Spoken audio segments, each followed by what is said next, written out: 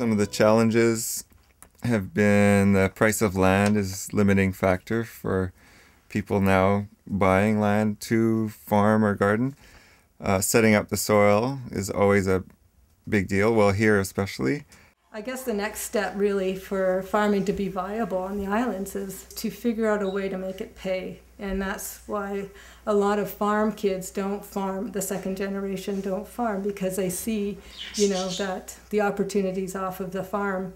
Our society needs to figure out ways that we can support small-scale, diversified family farms to keep the farmers on the farm. The reality is that we will never be part of a commodity-oriented agricultural business. We're a food-oriented agricultural business. Very much a business, but we're growing food mostly for our neighbors. Therefore, we're diversified farms. We're not commodity farms.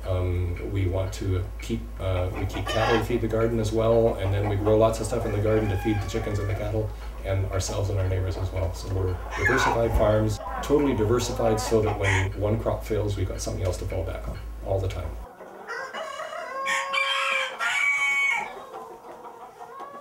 But our goal is not to have to go to Fraser Lake to buy hay to bring back here to feed the cattle through the winter. We've got to be able to do it here, and that's why we have browsing cattle. Another example of diversified farming is not buying Asian-based cattle that live only on grass, good, rich green grass, and instead buy a cow that's going to be happy eating a salal leaf or anything at all. So we want browsing cattle, not grazing cattle.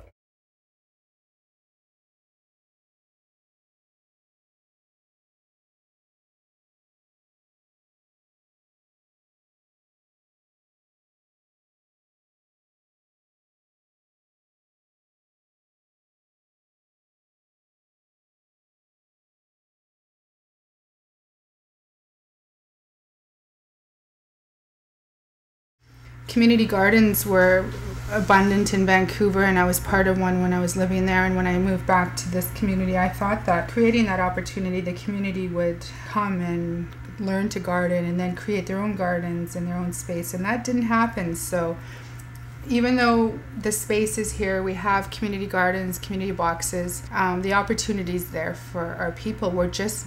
I'm getting the sense we're just not gardeners, and so I don't know how to provide healthy alternatives, vegetables and fruit.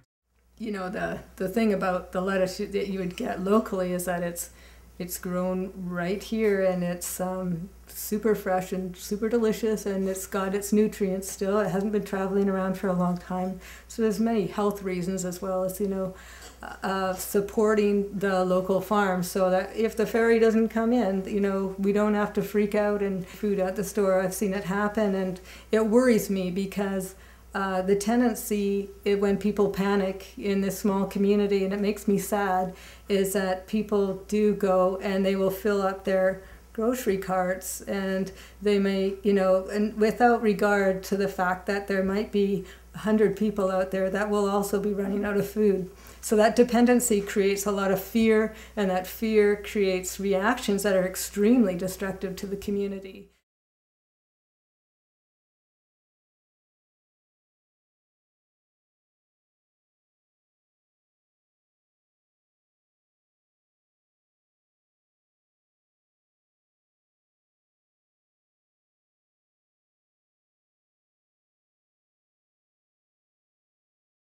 So the history, we have a strong history behind us, and we have debatably a Haida history of agriculture before that.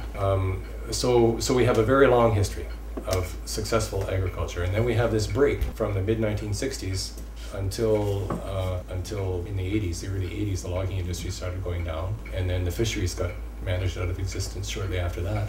And we have to think hard about what we're doing. And so part of that realignment of our thinking, the realignment of our local economy, hopefully will be an awareness, inevitably lower price of local food. It'll be real food because it'll be fresh, and hopefully people will come to value it, is to appeal to the need of the people who are already here, who are aware of local food and the value of it, and aware of our island culture and wanting to support it already.